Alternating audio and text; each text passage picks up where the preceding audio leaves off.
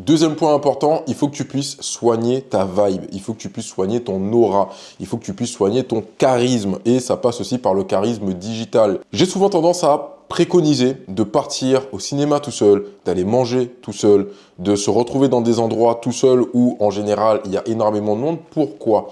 Parce qu'en fait, dans ces endroits-là qui sont souvent très fréquentés par les femmes, elles vont regarder ton comportement, elles vont analyser ton attitude, elles vont regarder si tu es à l'aise, pas à l'aise de te retrouver seul dans un environnement bondé de monde.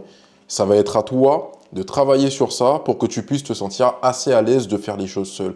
Et c'est un excellent exercice parce qu'à partir de là, tu vas pouvoir te dire, ok, je suis en capacité de faire ça tout seul, je suis en capacité d'aller manger tout seul, je n'ai pas besoin de quelqu'un pour pouvoir faire toutes ces choses-là.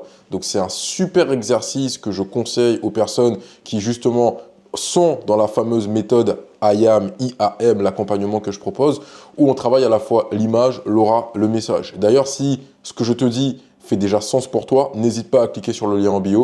Tu vas pouvoir effectivement réserver un appel avec moi de 20 minutes pour voir ce qui coince, tes croyances limitantes, ce qui bloque et pourquoi tu n'as toujours pas accès à des femmes de haute qualité. Toujours sur cet aspect de charisme et d'aura digitale, tu vas pouvoir le travailler en faisant cet exercice-là, mais tu vas aussi pouvoir le travailler en faisant ce qu'on appelle du développement personnel. S'il te plaît, par pitié, apprends à lire des livres. À l'heure où je te parle, je suis en train de me refaire ce fameux livre, donc les 48 lois du pouvoir, qui est extrêmement intéressant.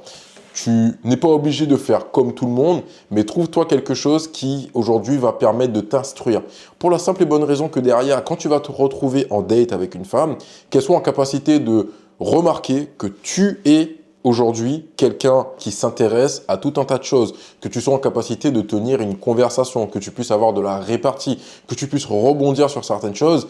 Et ce n'est pas aujourd'hui en écoutant les dernières musiques des trends TikTok que tu seras en capacité d'avoir une conversation de qualité avec une femme de haute qualité. L'important dans l'aura, c'est que tu n'as pas besoin d'être parfait, d'accord? Tu as besoin d'asseoir ton positionnement. Et bien souvent, pourquoi j'ai parlé de l'image avant, l'aura est très important parce que de la façon dont tu vas être habillé, ta tenue va parler pour toi. L'endroit où tu vas te retrouver avec la tenue va automatiquement parler pour toi sans même que tu n'aies besoin d'ouvrir la bouche. Et c'est comme ça qu'on peut ou qu'on va considérer que tu peux être quelqu'un potentiellement d'important. L'aura, souvent, j'ai tendance à le dire, parle à ta place parce que tu n'as même pas besoin d'ouvrir la bouche pour qu'on puisse sentir ta présence et ton autorité naturelle. C'est extrêmement important de